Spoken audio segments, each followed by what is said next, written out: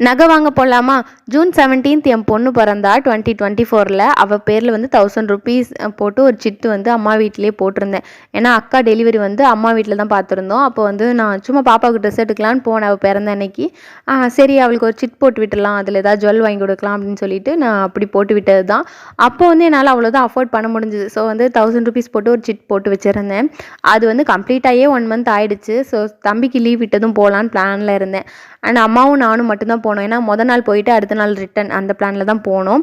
தங்கச்சிக்கு ஒரு எக்ஸாம் இருந்தது. ஸோ நாளே போயிட்டா. அடுத்த நாள் நானும் அம்மாவும் போயிட்டு சேர்ந்து நாங்கள் 3 பேரும் ரிட்டன் ஊருக்கு வர மாதிரி பிளான் பண்ணியிருந்தோம்.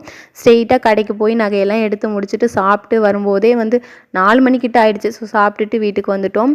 அம்மாவோட தோட்டம்லாம் பாவப்பட்டது மாதிரி இருந்தது, பாவமாக இருந்தது. ஏன்னா அவ்வளோ புல் வளர்ந்து மெயின்டெனன்ஸே இல்லாமல் இருந்தது. அப்போ கூட அவ்வளோ பச்சை மிளகாய், கொய்யாப்பழம், முருங்கைக்கான்னு நிறைய இருந்தது.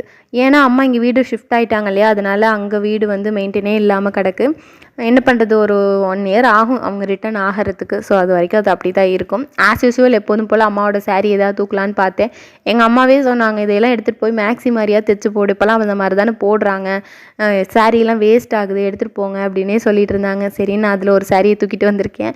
அண்ட் வந்து என்ன நகை வாங்கினேன், சிட்டு எவ்வளோக்கு போட்டேன், எவ்வளோ பெனிஃபிட் வந்துச்சு அப்படிங்கிறத நெக்ஸ்ட்டு ரீலில் சொல்கிறேன். ஏன்னா 1.5 நிமிஷம் முடிஞ்சிருச்சு.